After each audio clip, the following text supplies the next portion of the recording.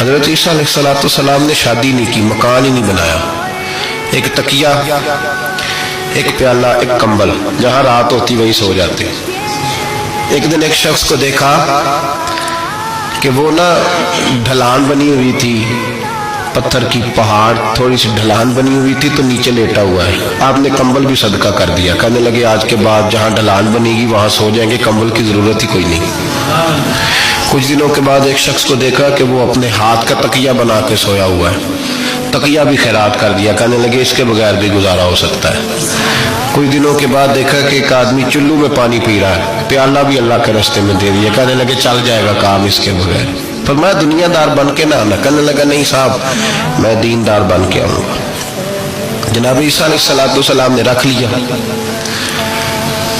آپ پہلے دن ہی کہنے لگے چل آجا روٹی کھا لے، 3 روٹیاں منگائی، اس کو ساتھ بٹھایا، فرمانے لگے میں تو ایک کھاؤں گا، تو کتنی کھائے گا؟ کہنے لگا جی میں بھی ایک ہی کھاؤں گا۔ ایک روٹی اس نے کھا لی، ایک آپ نے کھا لی، تیسری روٹی چھوڑ کے جناب عیسیٰ علیہ السلام دریا کنارے وضو کرنے چلے گئے۔ واپس آئے تو روٹی کوئی نہیں تھی،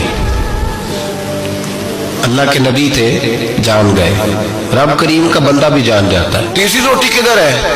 کہنے لگا حضور مجھے نہیں پتا۔ فرمانے لگے تجھے پتا ہے پر تو بتا نہیں رہا۔ کہنے لگا مجھے تیسری روٹی کا پتا۔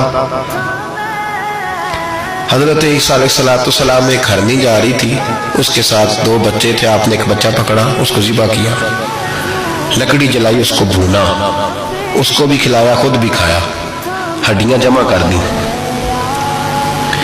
جب وہ ہڈیاں، اس پہلو کو ذرا سمجھیے گا، جب کھا بیٹھے ہڈیاں جمع، وہ ہرنی بھی کھڑی ہے اور دوسرا بچہ بھی کھڑا ہے، ایک بچہ کا ذبح کر کے کھا لیا، دوسرا کھڑا ہے۔ جب پیٹ بھر لیے وہ بھی ڈکار لینے لگا سامنے، تو حضرت عیسیٰ علیہ السلام ہڈیوں سے کہنے لگے چلو اٹھ جاؤ اللہ کے حکم سے۔ وہ ہرنی کا بچہ پھر سے زندہ ہو گیا، وہ چلا گیا، ماں اس کو ساتھ لے کے روانہ، فرمانے لگے دیکھ اللہ نے مجھے معجزہ دیا ہے، ہم نے کھا بھی لیا ہے اور بچہ چلا بھی گیا ہے، ہمارے پیٹ میں ہے بھی، اور اب تو بتا دے روٹی کس نے کھائی ہے؟ کہنے لگا جی مجھے نہیں پتا، نہیں پتا مجھے۔ حضرت عیسیٰ علیہ السلام اس کو ساتھ لے کے بڑھے تو دریا کے اوپر، پانی کے اوپر پیدل چلنے لگے، دریا پار کر گئے۔ فرمانے لگے تم پانی پہ چلتا رہا ہے، سارا پانی کراس کر گیا ہے تو ڈوبا نہیں، اب بتا دے روٹی کس کے پاس ہے؟ کہنے لگے نہیں پتا۔